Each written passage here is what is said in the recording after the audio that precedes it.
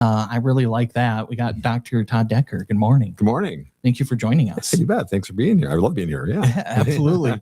Well, I think that over the years that I've kind of been around the radio and seen what you've done for the community, it seems it's really unique, the business that you're in as well. Yeah. Because you have so many things to consider, you know, like not whether it's competition or it's just the people themselves not wanting to get checked out. Right. What made you get into this? Well, that's a great question. So, so first of all, I'm an audiologist, which means that we're a professional. We have a doctorate. It's a medical profession that assesses hearing, and then we actually treat hearing loss. We also can treat tinnitus, which is the ringing in the ears, and as well as balance issues. Our clinic at Professional Hearing Services doesn't do the balance stuff. We do refer on for that. But myself, I was going to be a physical therapist, and so I had to take an undergraduate into something, because at that time PT was a graduate degree. And so I had a friend who was deaf. And so I wanted to figure out what that was all about. So I took speech and hearing science as an undergraduate and fell in love with hearing science. And so I just, instead of going to physical therapy, I took the trajectory into audiology, and here I am. I love it every day. It's not a job. It's actually it's a gift and a blessing to be here. So, yeah. So really you got into it because you cared about a friend of yours and wanted to learn about it. Right. And that's continued on through your life, I think. Absolutely. And there's such a need for hearing help in the United States, America, and around the world, actually, that there's very few of us for the need that's out there. So, yeah. So 40 years, would you say there's been any change in technology over the years? Oh, incredible. Yeah. So, when I started 33 years ago. So Professional Hearing Services is celebrating their 40th anniversary, which we'll talk about in a little bit. But 33 years ago, to talk about especially hearing aids, I had a little screwdriver that I turned these little tiny trim pots or little nubbins to adjust hearing aids. And that's all we had back then. So now with computerization and digital, and now AI is being put into hearing aids as well. So, and you can use them with your cell phone now with the devices. It's come a long way for hearing care. Much great. It's much nicer than it was back in the day. Yeah. So, yeah. Yeah, you can barely see them, but some of the original ones, I remember, like, they were tried to be skin colored, but they'd stick out, maybe even have a wire or something on them. Yep, that's so true. A lot bigger back then too. So they've come a long way. Yeah. So, yeah.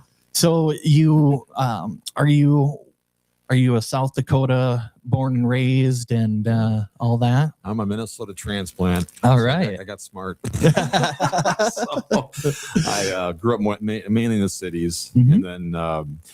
So I can talk about Professional Hearing Services a little bit because it ties into my move out here. So Professional Hearing Services started in 1986 with Eve Hensler. She was the audiologist at that time. And Dr. Rogatsky was an ear, nose, and throat doctor in Watertown at the Bartron Clinic way back in the day. And so he needed an audiologist. And so Eve Hensler started the Professional Hearing in 1986 and moved and began at Bartron Clinic. And eventually then moved to the old hospital, which eventually moved to the medical arts building. And that's when I came in. I purchased Professional Hearing Services from Eve in 2000. So I've had it for 26 years now. Then eventually in 2006, we built the building now on North 81, going out of town there. So we've been in that location now 20 years. So I was a outside sales representative. I used my audiology degree as an outside sales representative for a hearing aid manufacturer at that time. And so why I did that is I wanted to have a private practice. And so I got to look at about 300 different practices to see what I like to buy. And my job was to walk in and to work with really difficult fitting cases where patients were having a really hard time with their hearing aids. It was my job to come into those clinics and try to figure out the solutions for them and make it better. So that was I did that about 3 to 5 years right around that area off and on. That was a great education when I came out to private practice, because I already had that knowledge a little bit for really some challenging cases. So, Wow. Yeah.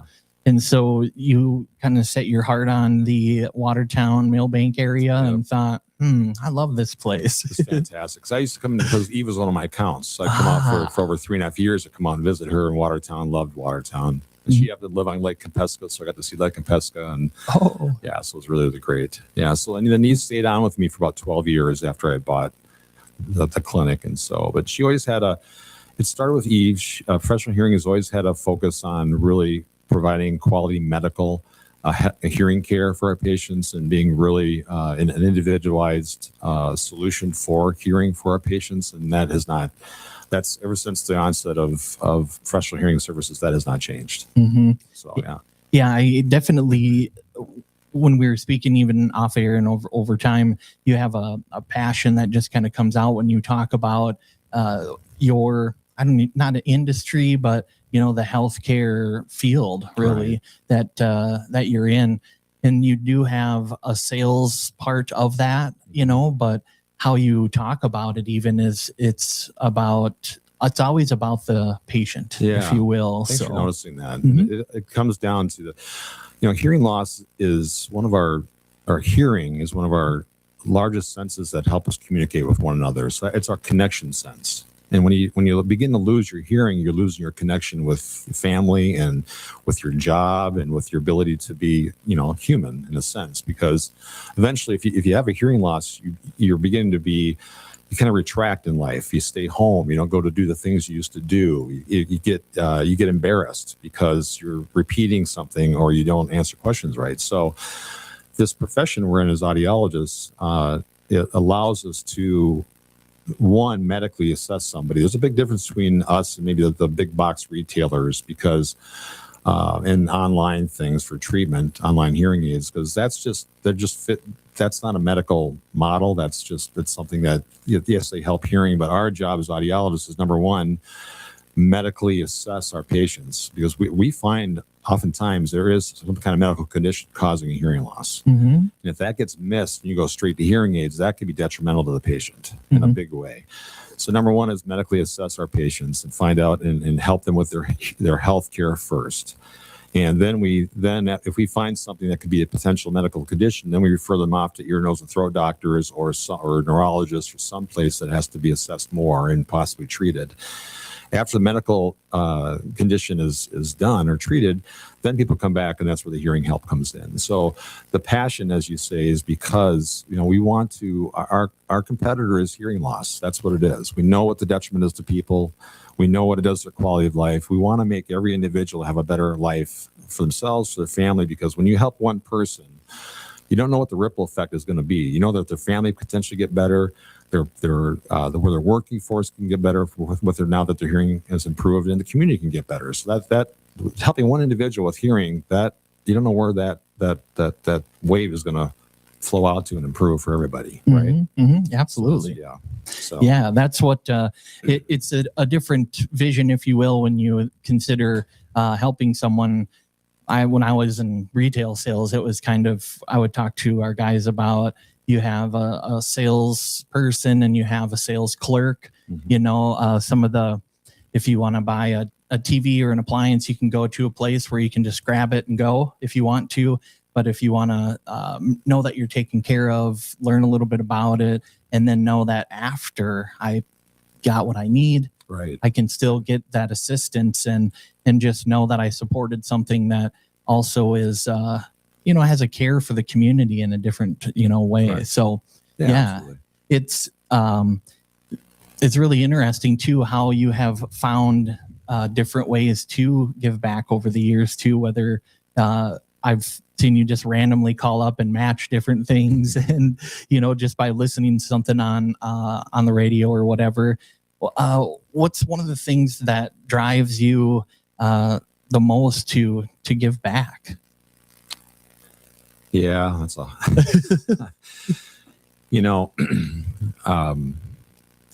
humanity is humanity, I think, and we're living in a challenging time. I think everybody listening to this station today knows the negativity that's out there, and I'm not gonna, it's a number of places coming at us, and we really have to get back to working and living with each other and supporting each other. So I think that probably the drive there is the most that, if all of us just give a little bit, it lifts one person up, it's going to make a difference, because someday we're going to need it too. I mean, we're going to need it too. So if that is something in Watertown, or we have a satellite in Millbank, we have a satellite in Brookings, are those just Northeast South Dakota, is something we can do to help someone? It's a wonderful opportunity, because like I said, it takes a village. It does. It takes a community to make a better community. So if we all just give a little bit, it'll go a long way. So yeah. Well, and you say that, but then you also make a global impact as well. So you leave our area and you'll go to, out of the country to help people that are in need too. Yeah. So hearing wise, thanks for going. Yeah. So in town, professional hearing services for hearing, we work with the Lions Club locally in Watertown. And so if people are in need of hearing aids that may have a challenge affording a hearing plan of some sort, there is a process that we can work with the Watertown's Lions Club, and they've been fantastic with this to help purchase hearing aids for someone. And then we donate part of our services to that, the fitting and follow-up of that patient, to make sure that our process is still the same, whether somebody comes through the nonprofit that way or just our patients that pay for it. So we do have a local avenue to help people with hearing. What you're seeing too is, yes, I work with I'm part of a co-op of about 100 hearing clinics in the United States. It's called Entheos. Entheos has a nonprofit called Hearing the Call, and so we go around the world and fit hearing aids around the world. So my wife and I were just in Peru in March, and we work with local support teams there that we have to help develop as well. And so when we go in, we help people with their hearing care. When we leave, there's still support there. So we keep continuing to come back every year to help with that. So Peru is interesting. There's 25 million people in Peru. It's like 25 audiologists for 25 million people. Wow. I have 3 audiologists for 23,000 people. So Yeah. you can see how the need is around the world for hearing care. It's incredible. A lot of children are not getting the benefit they need. So it's been a blessing to, I've probably taken at least 7 trips now around the world to be doing this. That's something I'll be doing when I retire. And that's not going to be anytime soon. But eventually that's what I want to do the next 20 years if retire is around the world and doing that, because there's a need. It's outside of just the United States too. So yeah. Wow. Well, and when you see in a kind of a local environment too, we were talking a little bit, or nationally maybe they come from, but you had a large number of people that notice they may have a hearing loss but don't do anything about it. So right, there's anywhere from 28 to 30 million Americans who have hearing challenge, and only about 25% of those individuals are actually getting hearing help. Yeah. So 75% of those millions of people are not doing something. And it also takes 7 years for somebody to make that decision to go get help. So they know they have a hearing loss, but they're waiting 7 years to actually walk in and get a hearing test. Now, I understand there's cost things involved, but now with all the new research coming out with cognitive decline or dementia being a higher risk factor due to hearing loss. I mean, with a mild hearing loss, you have 3 times the greater risk to have dementia. A moderate hearing loss is 5 times greater risk for dementia. For severe hearing loss, 7 times greater risk for dementia. So there now is, when they have a lack of stimulation with hearing, it's not only affecting the memory and problem solving skills, but also you have a higher fall risk too of falling because of hearing loss. So where all the research coming out now, we're finding that there's a greater need for hearing care that people should be going for, and at least getting assessed to see where they are, and for sure treated at some point. The quicker we can the younger we can stimulate the brain, the better it's going to be. Not only to help with those, help to stave or hold off dementia and fall risk, but we're trying to keep the brain active so that it still understands words, and so the brain still understands the noise. The longer people wait, that hearing pathway in the brain is not being stimulated, so people begin to lose the ability to understand words. They lose the ability to hear back in background noise. I can't fix that with hearing aids as well, because as soon as that brainstem, the hearing pathway from the brainstem to the hearing center in the brain deteriorates, that is deteriorated. It doesn't come back. So, for example, if I have patients who I'll give them, say it's a 10-word list, like say the word dog, say the word car. Somebody gets 100% of those words right, they're going to do pretty well with hearing aids because their brain understands words. If somebody comes in and gets 20%, 2 out of 10 words right, because it sounds like, to them, my voice or our recorded voice sounds like Charlie Brown's teacher in the cartoons. Wah, wah, wah. Yeah. I can't fix that with a hearing aid. That's where cochlear implants might come in or something like that that's out there. But And since we're on the subject right now, we'll talk about hearing aids and noise, if that's okay. Yeah. So, and then we'll come back to this other, majority of the time people are not assessed correctly for hearing, or they're definitely not measured right for their hearing aids. And so if people don't know their ability to hear in noise, we have a specific test that we do that we assess how well somebody does in background noise. So I can give you a score on where you are with that. And so I have a woman's voice going in their ears with background noise. We can see how well their brain pulls that person's voice out of noise. We're assessing that. Majority of clinics don't do that. So if the patient doesn't know they have a severe difficulty noise on their own with their brain, if you put hearing aids on that individual, I can make that, I can go from a severe challenge maybe down to a moderate challenge. I cannot take a severe challenge of a person hearing a noise to normal hearing and background noise. I can't make that move. So the problem is that the challenge is people are not doing that hearing noise test. So the patient doesn't know how well they hear in noise. So what do? They blame the hearing aid for not hearing a background noise. My hearing aid's terrible in noise. It's not the device, it's the person's ability. Does that make sense? Yeah. So if we assess somebody in noise, I know what that person's ability is. I can tell them right up front, you're going to still have challenges in background noise. No matter if you get the most expensive hearing aid, it doesn't matter. You're still going to have challenges noise. But now we know that. Let's counsel you and teach you how to work in those situations, where to seat yourself. Where do you want to? How do you control the conversations? There's counseling involved with that to help that person to get more benefit than just putting a piece of plastic on the ear and kick them out the door. So, yeah, for lack of a better word. So, that's perfect, because I couldn't imagine starting to. Well, I'm thinking there has been some hearing loss that's started, but I couldn't imagine when it gets to the point where it's really bad, in air quotes, and then you're like, well, I better go in. Why do we wait so long? Steve, that's a great idea. I mean, that's especially guys. I'm sure that the wives listen to this and they're shaking their heads and yeah, right. So, I think like anything else, hearing is one of those things that has a stigma still, which is unfortunate.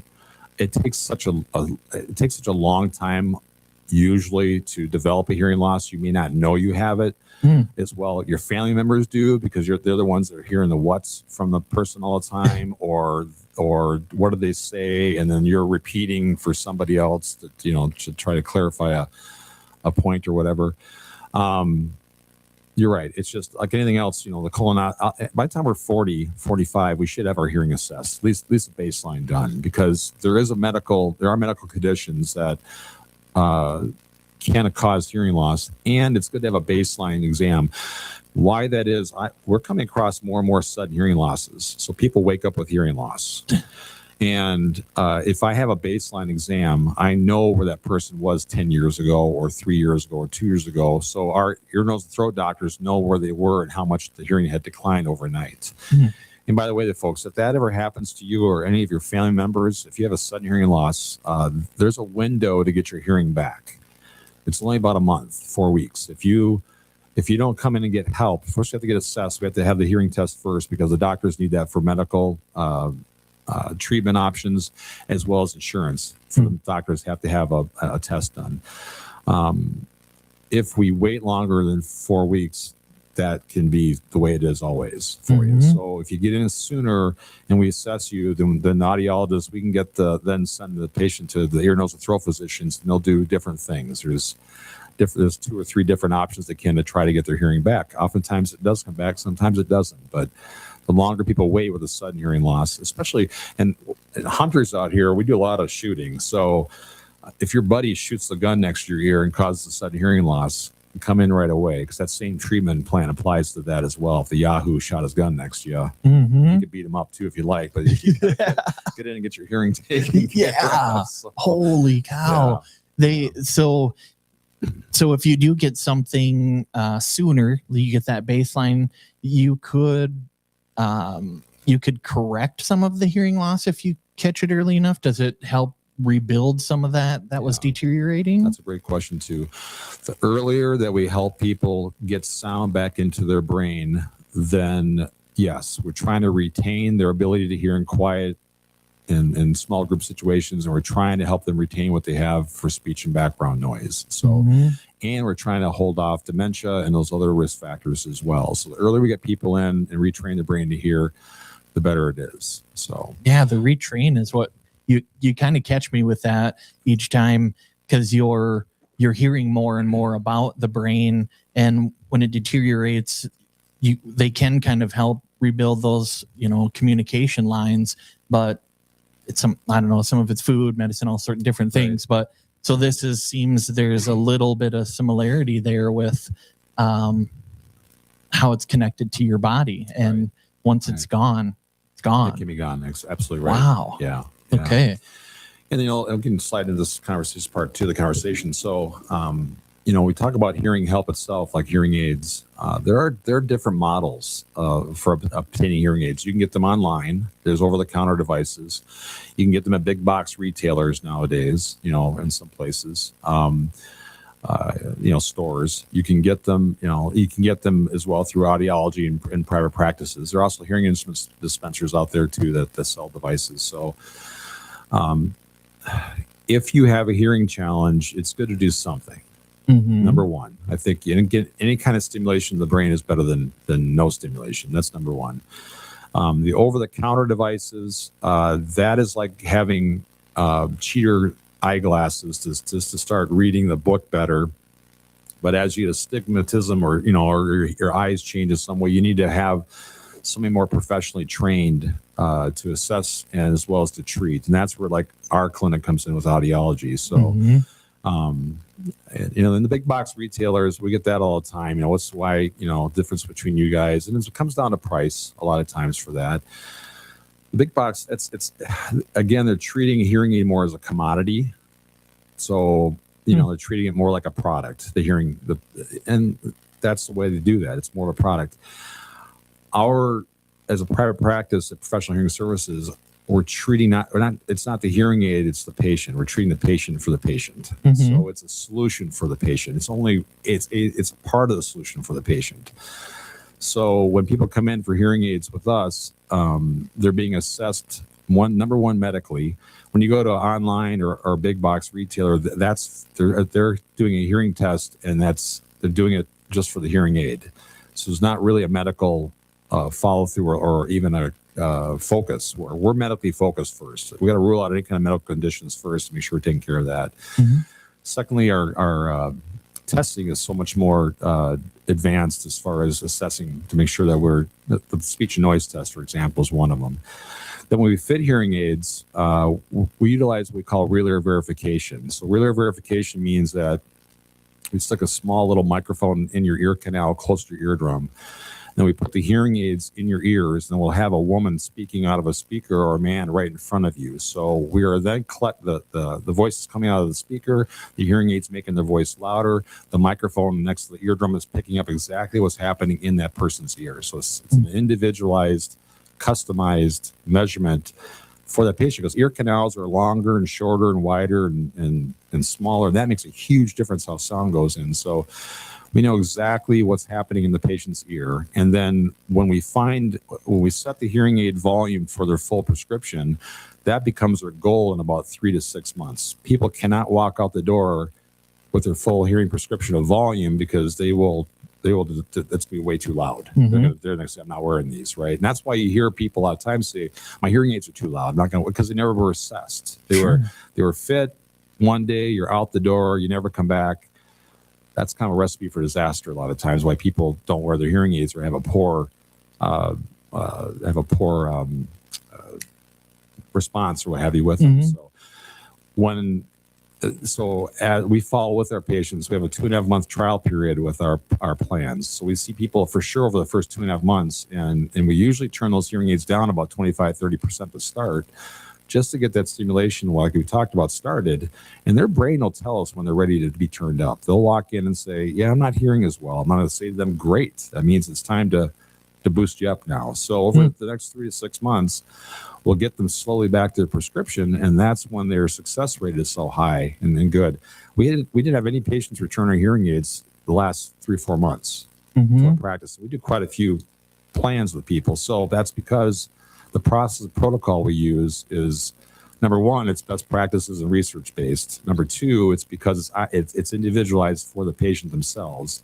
It's not Jimmy's next. It's not down the neighbor. It's not Bob's next to the neighbor. It's you. It's customized for you, which makes a big difference versus what's out there for just one time come in and done. Mm-hmm. So yeah, absolutely. And I think that obviously that how you work with those people, you said it yourself, we focus more on the patient than the product. And I'm sure there's situations where it's kind of, how much can we sell, or, that kind of thing, depending on where you go. So that's a whole nother difference too, with the local and being a part of the community too. It's almost a different kind of accountability when you're a business owner that way, but you, I think, already set the precedence that when you come in, this is how we're going to be from the beginning, Right.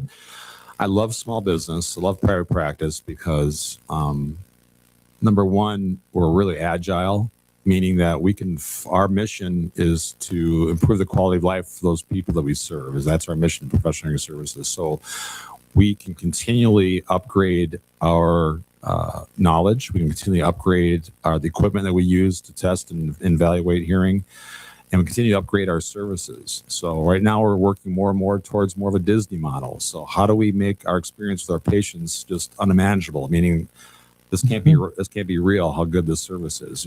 That's a big goal to strive for. And you got to keep yourself, we are, as a team that we have to continually look at ourselves, how we're walking in that clinic that day, the lives we have an opportunity to touch and do something for in a credible manner.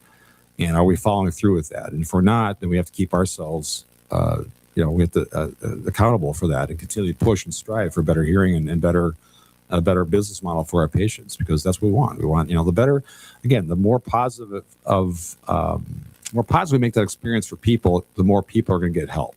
Mm-hmm. And that's the whole goal. Again, our competition's hearing loss. So the more and more that we can take that 75% of people not getting help and maybe knock it down to even 5-10%, then that's a win for the whole world, actually. Mm-hmm. Absolutely. Yeah. Well, so it brings you to where you are celebrating as professional hearing 40 years. So are you having a little shindig or something? July 30th on Thursday. Thanks for bringing that up. Yeah. July 30th on Thursday from 11 to 1. It's an open house. So if you'd like to come in, I believe we have pulled pork sandwiches. And I'm sure we're going to have some, I know we have some raffles, things going on that you can sign up for. And it's just a thank you to the community. It's a blessing to be in Northeast South Dakota and Watertown. They've been so good to us. And so that's a thank you to them for our 40 years. 40 years is, I'm actually humbled that the clinic has been here for 40 years. That's really, really awesome. And I have a wonderful, fantastic team. So I can't see, I'm looking forward to the next, in my time, maybe 10 more years before I hand it off to the next generation. But I can tell you the next generation of professional hearing services, our team is the audiologist I work with, and Carrie Fieber, our hearing specialist, they're phenomenal people. So we have Dr. Brett King is one of our audiologists, and Dr. Leanne Bonnells as well. So we have, four of us providers as well as our fantastic support team to do what's the best we can for our patients. So yeah. I think if you go to your Facebook page, for instance, that's a great way to get a feel for your office in a sense. Everybody's it's just having a good time, and they're laughing and smiling, and I think those aren't things that it's authentic, Oh, thank you. Yeah. It's a lot of work. Right. So, an excellent culture in a business is something like a garden that you have to attend to it every single day. So that's what we do. We're constantly working with each other, working our communication skills, working on as each other, working on our ability and our goals, so that we can, the stronger and better we are, that's best for our patients too. So, yeah, absolutely. Yeah. Well, I could probably talk to you forever because I really get into this kind of stuff. But was there anything that we missed that you kind of want to make sure that we did get out and talk about? I don't think, maybe the last thing to talk about is hearing protection.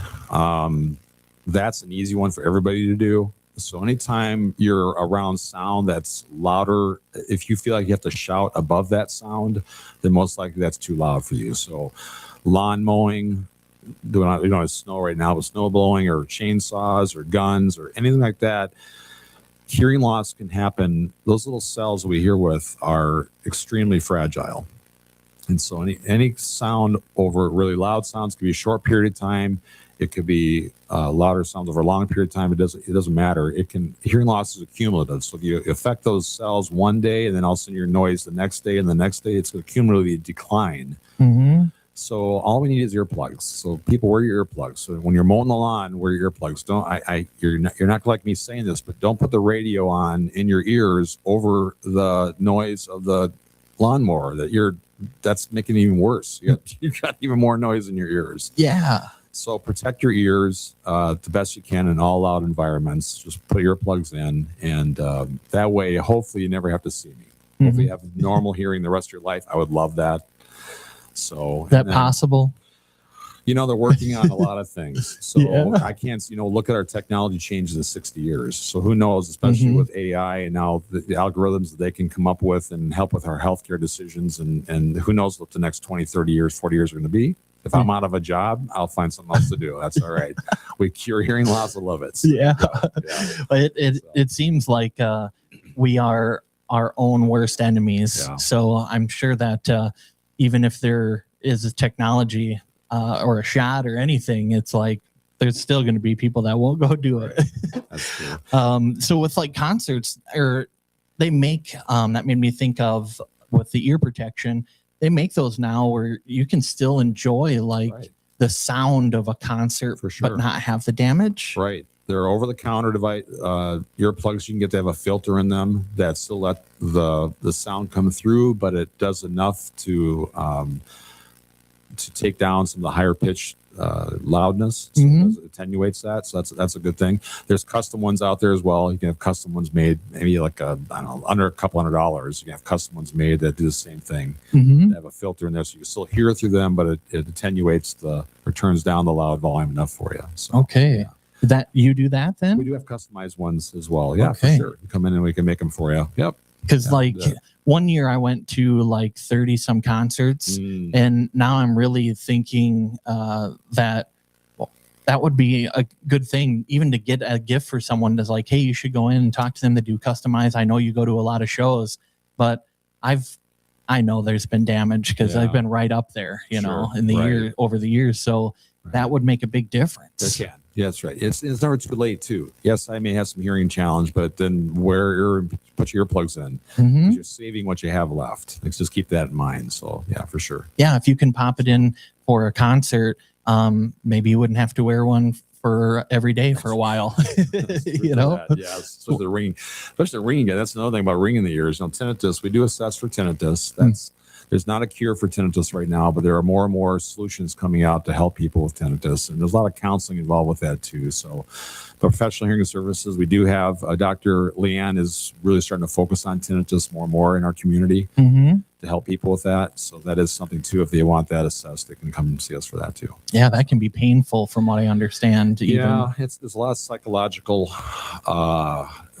psyche to the ring in the ears as well. It's how our brain thinks about the ringing, and the more stress we have in our life, the more the brain focuses on the ringing. And when people in the medical field say there's nothing you can do about it, some personalities that takes them over the deep end. All of a sudden the ringing is a lot louder because now they have no hope, and so that's kind of the wrong way to go. There is some counseling, there is some products that can help with the ringing. It cannot take it away. And folks, don't buy the juices and the drops, and that's the 21st century snake oil salespeople that are doing that stuff. That doesn't work. But you can be assessed, and there are things you can do to help counsel and to help people alleviate at least the annoyance part of it. So like there's a fan going on right now behind us. We hear that now. Our brains tune that out though, right? Yeah. We can teach the brain to do the same thing. Treat that ringing as a fan in the background where you just tune it out. Sure. So it's a way to retrain the brain to do that, so it's not something annoying for them every single day. So, wow. Yeah. Yeah, I don't know why you'd, if you listen to this at all, why you'd want to go anywhere else or go on the line and just click buy now or anything, because it sounds like you're messing with something you shouldn't. I mean, it's very serious. It is. They have people are there's so many scams out there. I had a patient come in that saw Dr. Oz and Dr. Phil on something about hearing, about the ring in their ears, and that was a fake thing. And so she ended up buying 6 months of product. And luckily I got a hold of her. She came and talked about that, and I showed her there was a scam. Mm-hmm. So she's getting her money back through the credit card now. But so it's just, don't fall for the scams. Go get, by the way, that ringing can be a medical symptom of something occurring. Mm-hmm. So you want to treat that as a possible symptom of something that's happening with you. So you want to get medically assessed when you have ringing in your ears, just to make sure nothing else is going on that's causing that ringing. Yeah. So, and check with your physicians too. When you do a medication change, some medications have that as a side effect. And so you want to talk to your physicians about, if you didn't have ringing before, now you have a new medication, now you have ringing in your ears, then you want to talk to your primary care who prescribed that, to say, hey, I think this has changed something. And so they can maybe prescribe something different for you. Wow. So, yeah. That is a lot of, you got a wealth of knowledge. Yeah. That's amazing. So if you have any bother whatsoever, it sounds like we just need to get a hold of you, because it's better safe than sorry, really. Right. Wow. Yeah. Just be assessed. Like we talked about earlier, if you're over 40, come in and have a lot of insurances, most insurances cover a hearing exam. We'll tell you if it doesn't, so you know. But the cost wise, I think, if it's out of pocket for you, maybe like $110 for a hearing exam. So it's not very much, to be honest. So, but most insurances cover it. So again, that's hearing testing, not hearing aids, to say that. But come and have that first baseline test done. That's good. Yeah. Very good. Well, anything else you want to put out to the people? Well, I guess last thing, we do see pediatrics. I thought about that. So we do see anywhere from babies all the way to 101. So we are the only pediatric audiologists in almost Northeast South Dakota. So we work closely with the pediatricians.